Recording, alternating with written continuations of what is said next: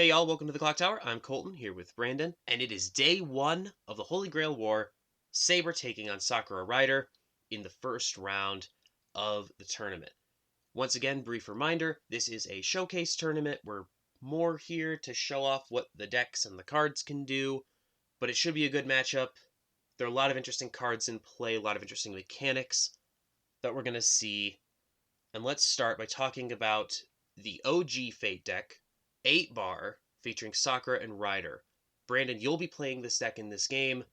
Talk about this deck for a second and what it brings to the table. A couple different things with this deck. Looking at specifically in this matchup, I think the Sakura Bomb is going to come into play pretty significantly here, especially with going into this matchup, your Saber combo being more of an on-reverse combo, having the bombs in place that can potentially last cross-turn with the back row Shiro being clock on court to keep him alive to maintain field, but also then clear your field, I think is a pretty valuable tool to fare up against that, as well as the Rider combo at the top. If I can deny you lanes to get your additional kind of attacks off or additional soul in, and also be used to my benefit to help kind of prevent your end going off. But I think those are definitely some of the cards to watch out for in this matchup. Colton, as Saber enters the field, what are some cards that we need to keep an eye on when they come onto field? Saber is all about its explosive endgame. It's going to be an interesting matchup between these two because they're both running those kind of old school on reverse level 1 combos. Saber doesn't usually struggle to get its reverses because it rolls power from one to the next, so if it can find a weak lane, get a reverse pretty easily, and then just keep rolling that power down the line to make sure that it gets its combo off. But like you said, swinging into bombs doesn't feel great with a level 1 reverse combo. So that will be an interesting thing to keep an eye on, is how these two level 1 combos interact. The end game is particularly interesting because Saber needs one big lane that gets canceled in order to get its cancel burns off, which means that the Rider combo can really shut that down. If you have 3 Riders down, then Saber has to side into a level 3, and even with the Soul Pump, it's really hard to get enough damage to realistically have a good chance at getting the cancel for the cancel burns. So at level 3, like personally, I would rather get to level 3 before you and try to stick a whole lot of damage, try to push you, try to close you out from late in level 2, which is not ideal, but this is honestly not a fantastic matchup for Saber's top end. It doesn't really have a great way to deal with the Rider top end. There is a copy of the Caster Blink in this, so like it could potentially blink away one of those combo lanes, maybe give Saber a shot at a lane without the Neg Soul, and allowing it to front attack. But if the Rider combo gets going, it's going to be hard for Saber to close from 3-0. So a lot of how this game ends up going is going to be dependent on how Saber can get around the Rider combo at level 3. If it can close, because 8-bar only compresses so far. But if it can't, it's going to struggle because this is not a deck that can really live through a 2-turn endgame. So let's get into it. The first game of the Holy Grail War, Sakura versus Saber. Going second, I like my chances here. My hand is not super great. I have 3 of the Sakura bombs in hand. And so I'm like, okay, it's a little too early for these cards, but I figure like if I need to access them, like I have one more in deck, and I can be able to use the Sakura bomb to get more Sakura bombs onto field if I need to.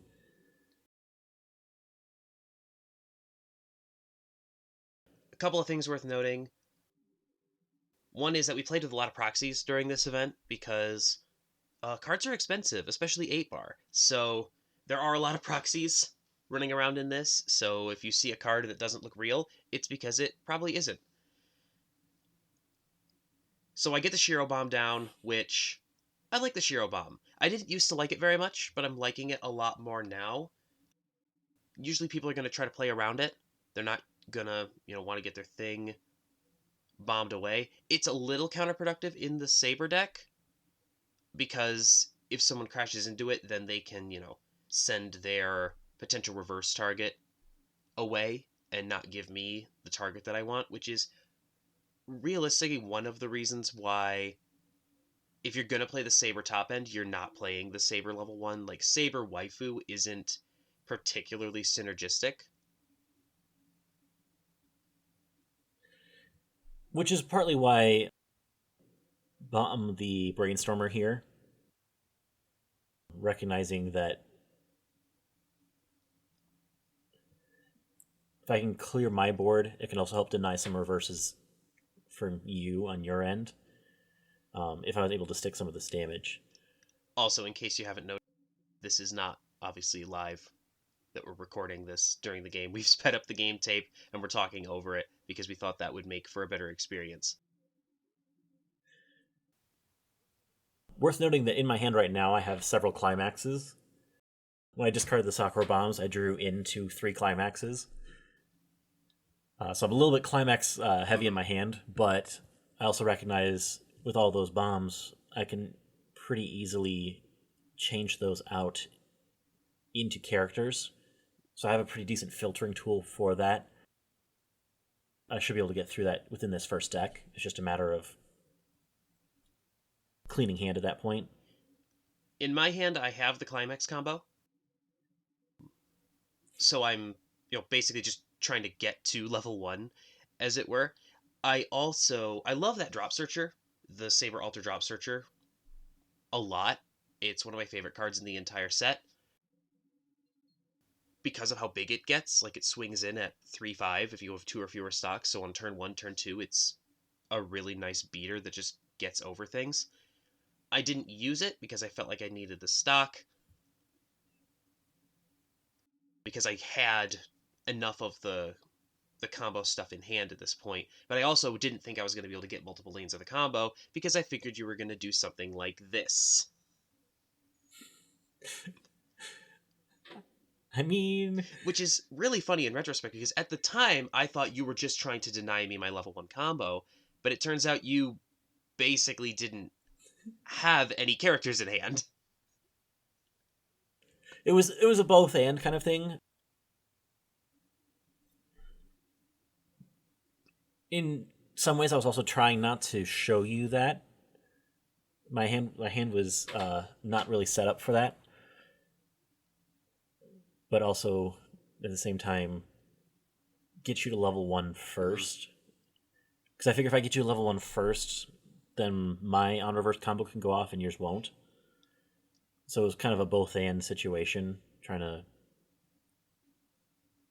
get you into a spot where it would more benefit me in my deck.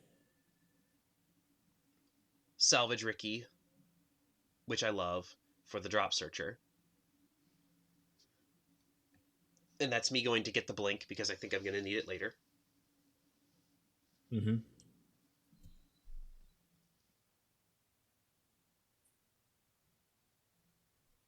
Especially if you have your level 1 combo already set up, it makes sense to start getting some of those tech pieces ready. At this point, I don't know if I'm going to really be able to get the combo off. I assume that I'm going to be able to get something. Because at this point, I imagine that either you are going to put your combo on board so that you can, obviously combo, or you're not going to, and you're going to basically say, if I can't have my combo, then you can't have yours either. Yeah, it's essentially a game of chicken at this point, trying to figure out who's gonna be the last one. I had some different options with the Excalibur Climax. I could have played the Stoxel, and I could have played the Salvage Excalibur Morgan. Those are all considered to have the name Excalibur in English. I decided to go with the choice because I think it just works better in this deck. I need to be able to have cards in hand for my endgame, and this gets me cards in hand. So, I only really have one playable here. Right. But this also allows me to be able to get the Sakura bomb, Hmm. so I can clean this hand that now has 4 climaxes in hand, not including the one I just played. Um, to be able to set up for next turn, but also I'm also denying your combo a little bit more as well. So realistically, I love this game of chicken so much, just so much.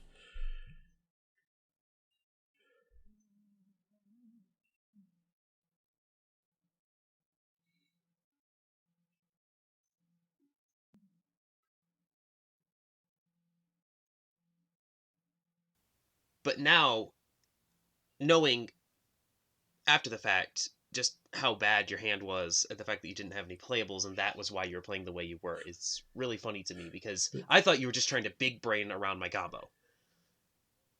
Oh no, no! This is me counting the deck, figuring out how many cards I have left, so I know how much I'm going to eat this turn. 2 climaxes out, 4 climaxes still in hand, so I have 2 climaxes left in deck. Well, also one of the things that happens when you play this kind of, game of chicken, as it were, there are more turns, so there are more cards in hand. We're only playing 1 or 2 Mm-hmm. cards out of hand, per turn onto the field, and you're getting a couple of cards every turn. So your hand is either maintaining its size or it's growing without you having to do anything. Yeah, I'm sitting at 7 cards right now. Yeah, I'm pretty sure I just drew up Yeah. into either 8 or 9.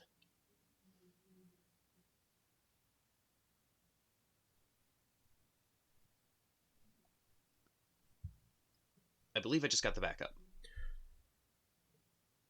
Yep, that makes sense. I have red and clock, so or yeah, I have red and clock, green level, so that way I can play the 2-1 if I need to on the next turn. So I've red already ready to go, so I can play that free fresh if need be. I have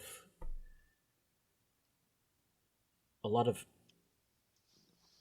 pieces to move around with uh, at this point now. Now that I have the bomb in place in hand now, And I don't mind. you playing this Ricky play is like I love this Ricky for so many reasons. Well, one of which is it's a salvage Ricky, and I just think salvage Rickies are great. But I also love how when it gets cancels, it goes to stock. I just think that that's wonderful. But I'm also willing to use the Ricky here, even if I put a climax on top, because I know you've got bombs, right? I know you've got clock oh bombs. yeah. So if you are in a situation where you have to swing at me with a clock bomb, I can put that climax into my waiting room, and it is what it is. So if I get a cancel on your combo swing, because I'm assuming here that you have at least one of the bombs, if not two. Yeah, you saw me salvage one or search one from Right. So the I saw you combo. get one, but I don't know how many you have. I don't know how many of the Sakuras you're sitting on, but I also know that I have the backup in hand so I can play defense and deny one of those reverses, or at least get close. Like I think I can tie. Because what is the Sakura swinging at? 2-5. The combo, I mean. Oh, yeah, no, like 6-5. Yeah, so I can play defense and I can at least get rid of it, if not denying um, the combo itself.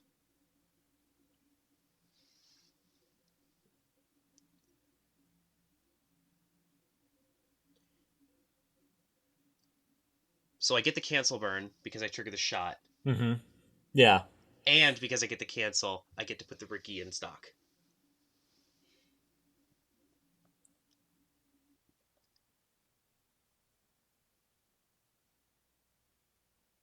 I'm like, great. I'm out of climaxes. What am I gonna do?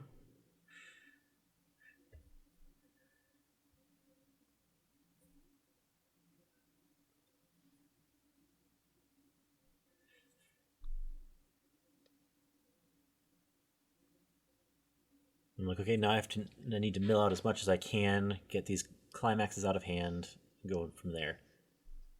Oh, I honestly got so lucky on that turn because again, I didn't know that you had as many climaxes as you did in hand. Um, So to be able to send both of those to stock and deny your Sakura combo again,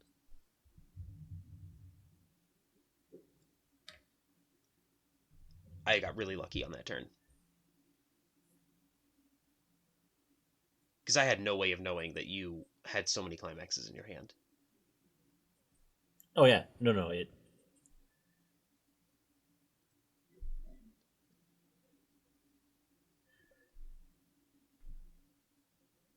Going through just trying to get mill pieces at this point, trying to figure out what I'm going to do.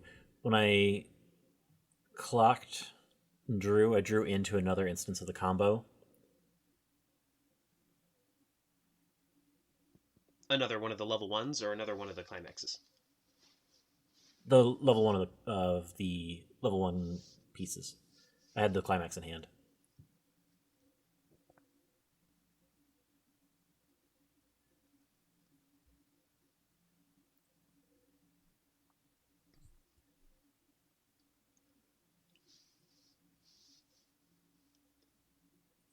And this is the part where being aggressive can really pay off if you're in one of these, on reverse combo back and forths. Mm-hmm. Because now you're swinging into empty lanes with a climax down into a first deck.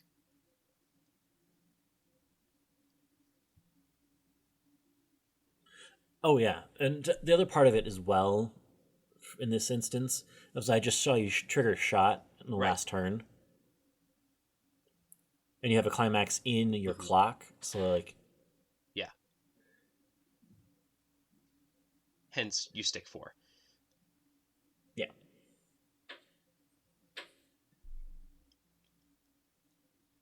This is me looking at the deck, realizing I should have brainstormed, and I'm like, oh well, this is gonna stick. We'll just move forward and keep going from there.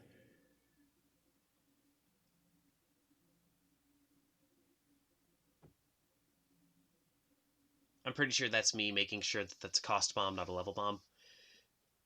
Yep.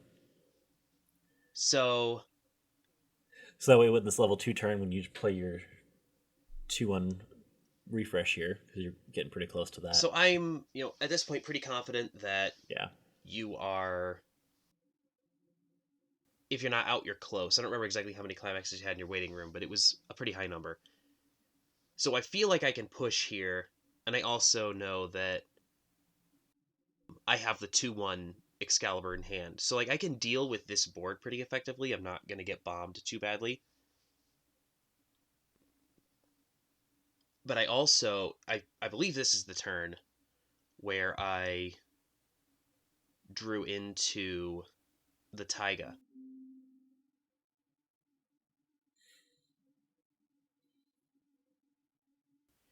And one of the things I love about that back row Reen, which I just used, is that it can actually go get the taiga because it gets level 1 or higher cards. So even though the taiga literally only has, I think, the teacher trait, like it's so poorly traded, you can't get the taiga off of anything really except the back row Reen or just drawing it.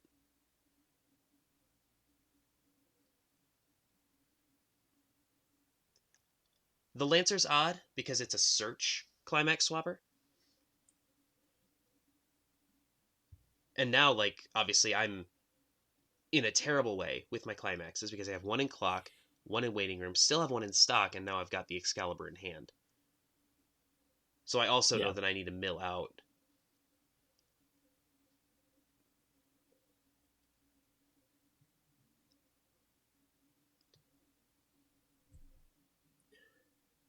And there's the 2-1 that pairs with the Excalibur. And then there's the Taiga. So the Taiga's great because this is a card that has just been, I think, completely ignored. It's very cheeky and it only works in certain situations. But what it does is your opponent pays 1 and then takes a climax from their waiting room and puts it on top of their stock.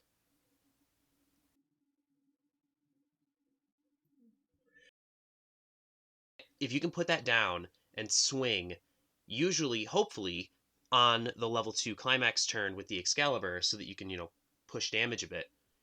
if you can get them to mill out, you can basically take 2 climaxes out of their next deck, which is what happens here. Because this is a pay 1, pitch 1 that requires you to take a climax and put it into your memory. I get to choose because it's my choice on the card. So I can also get rid of one of your combo climaxes, which is one of my best defenses against the Soul Wall combo. Which, so you've put now one of those combos into stock and then into memory. Mm-hmm.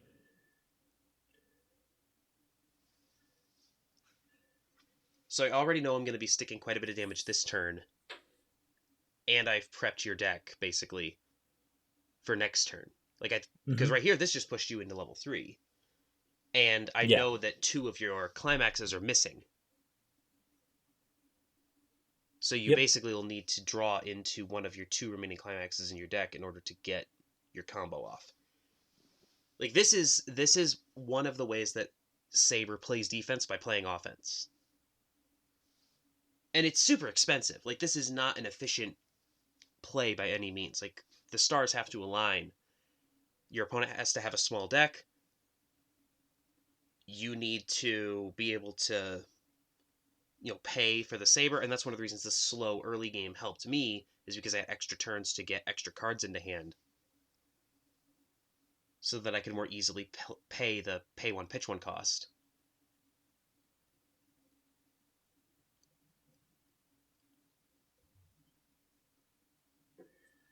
And you also don't have too many cards in your hand because you were only able to get 1 instance of your combo off. Yeah. Like, I have a decent amount still in hand because the bombs were kind of basically just 1-for-1s. And of course, you also benefit from that early game slowness as well, so you don't need your combo as much. Mm-hmm.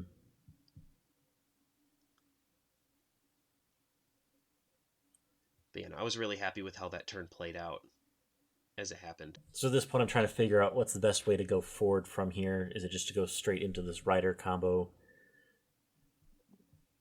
Especially knowing that you're pretty close to 3. You're not doing well on climaxes.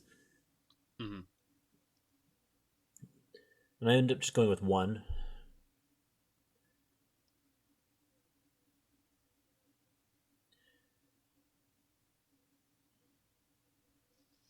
Down play salvage.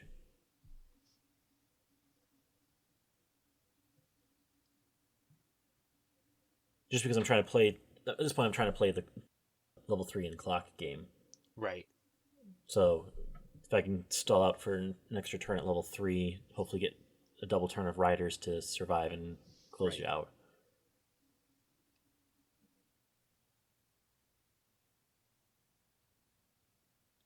Yeah, at this point you know that you need to live through the Saber combo.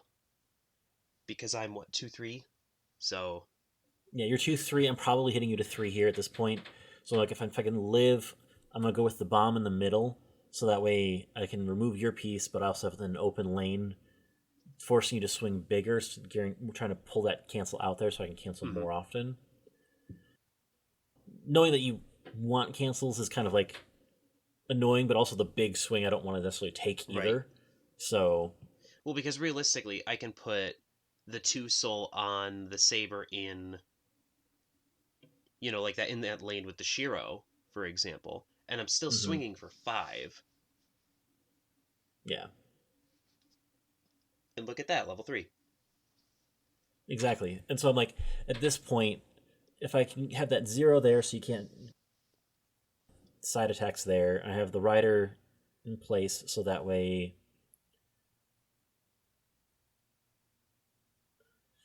I'm like... Oh...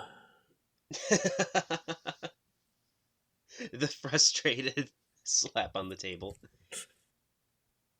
That will not be the only one. Now that we've finished the tournament as we record this, there will be more table slaps.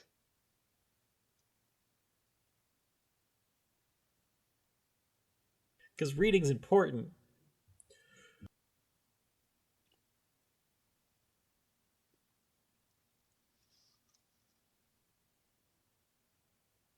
Yeah, so I'm in a pretty decent position. The Nig Soul in the one lane, the Zero in the other. You're at 3-6 now, so Right. it's if I just need one more turn. Right. And obviously, I know I need to close, and I have 5 stock. So I know I'm Yeah, not going to be able to get the perfect level 3 game, which is Musashi Saber, Combo Saber, and Shiro. But I know I'm at least going to be able to get the Shiro and my combo. So I grab the Musashi. Oh, that's right, because I have the climax in hand. That's why. And then obviously I heal off of the combo so that I don't mill myself into losing. Yeah, no, at this point I did have the climax in hand. That's right. The deck basically has two ways of getting the climax. You can either slam the Shiro, or you can use the Lancer climax swap, which only swaps for either a green climax or a card named Excalibur. It's an odd card. It's a very weird card, but you saw me use it to get the level 2 combo down. And then I had mm-hmm. to go with only 2 in my front row because if I put down another, I wouldn't have enough cards in hand for the actual combo. Yeah. So I had to pay the 1 and rest the 2 to even get the Musashi. And then trigger shot Right, because of course. course. And then now we swing for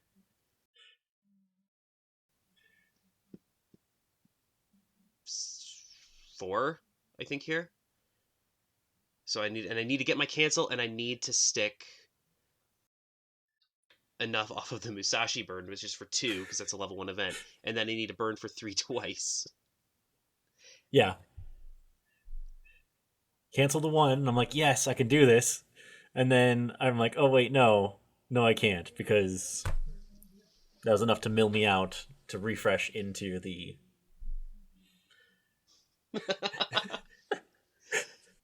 When you play Saber, you don't think disruption, like when you're initially thinking about what the Saber deck does, but really, it doesn't just get climaxes out of the deck for damage purposes, it also makes it so much harder for an opponent to actually get their climax combo off. Because even climax swap becomes a whole lot less effective when you're less likely to have your climax that you need in your waiting room. And if you can do that to 2 climaxes, if you can get the level 2 combo off and you can get the Taiga as well, Mm-hmm.